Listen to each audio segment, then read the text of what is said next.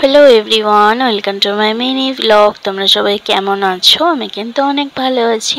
তো চলে এলাম আজকে একটা নতুন ভিডিও নিয়ে। তো সকালবেলা আমি তো রোজের গ্রিন টি খাই, তোমরা নিশ্চয়ই জানো। তো এখন গ্রিন টি বানিয়ে নিচ্ছি। তো গ্রিন টির সাথে এই ডাইজেস্টিভ বিস্কুটগুলো খেতে কিন্তু দারুণ লাগে। সকালটা শুরু করলাম 1 কাপ গ্রিন টি দিয়ে। তো সকাল থেকেই মনটা খুব খারাপ হচ্ছিল আমার বাপি মা পিউ এদের জন্য। তো দেখি 2 দিন পর গিয়ে ঘুরে আসবো, গিয়ে একটু বেশি দিন থাকবো। তো এই যে আমার গ্রিন টি খাওয়া হয়ে গেছে, এখন আমি চলে এলাম রান্নাঘরে। তো রান্নাঘরে এসে দেখছি মা মানে শাশুড়ি মা সব রেডি করে রেখেছে, মাছে নুন হলুদ মাখিয়ে রেখেছে। তো আজকে আমার ফেভারিট জিনিসও হচ্ছে গেরি। এখন আবার ভিডিওটা দেখে অনেকেই ভাববেই গেরি কেউ খায়, কিন্তু আমার কিন্তু খুব ফেভারিট। আমার ছোটোবেলা থেকেই খুব ভালো লাগে। এখন আমি পটল ভাজা করে নিচ্ছি, আর মা এদিকে আমাকে সব মশলা বেটে দিচ্ছে। তো এখন বর ঘুম থেকে উঠলো, বরকেও 1 কাপ গ্রিন টি বানিয়ে দিলাম।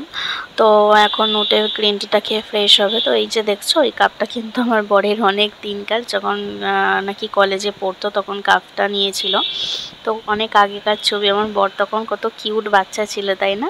তো এই যে ওকে এখন আমি গ্রিন টিটা দিয়ে দেবো, তারপর আজকে নিউ স্টাইলে একটা গেরির তরকারি বানাবো। আসলে আমি মানে ছোটোবেলা থেকে যেটা খেয়েছি, গেরি দিয়ে আলু দিয়ে পেঁয়াজ রসুন দিয়ে একটা তরকারি ঝাল ঝাল করে।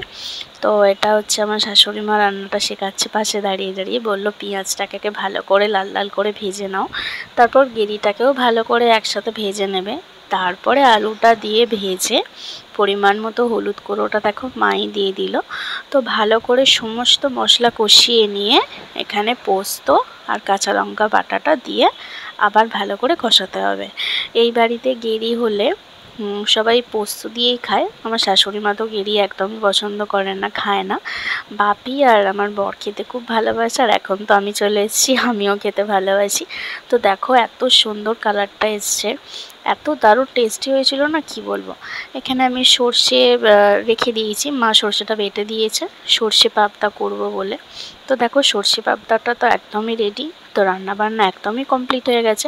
আমার শ্বশুরবাড়িতে 10টার মধ্যে রান্নাবান্না সব কমপ্লিট হয়ে যায়। তো দেখো আমি এই যে এখন টিফিন করতে বসলাম। তো টিফিন করেই সোজা স্নানে চলে গেছিলাম। স্নান করে এসেই ঠাকুরের ভোগ খেয়ে নিলাম, মা সিংহবাহিনীর ভোগ। তো এখানে মা সিংহবাহিনীর মন্দিরে কেউ হয়তো পালা দিয়েছিল, সেটারই ভোগ দিয়ে গেছিলো। তো এত দারুণ টেস্টি হয়েছিল। তারপর কিছুক্ষণ পরে আমি আর আমার বর লাঞ্চ করতে বসে পড়লাম।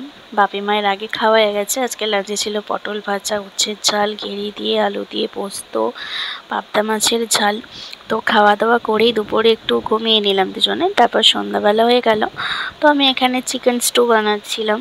আমার বরের তো চিকেন স্টু খুব ফেভারিট, তোমরা জানো।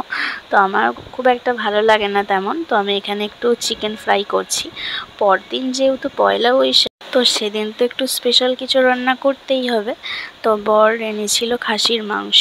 আমি ভালো করে ধুয়ে হলুদ, সর্ষের তেল আর একটু টক দই দিয়ে ভালো করে ম্যারিনেট করে ফ্রিজে রেখে দিলাম।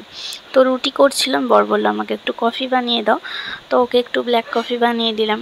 ও একটু সিনেমা দেখছিল।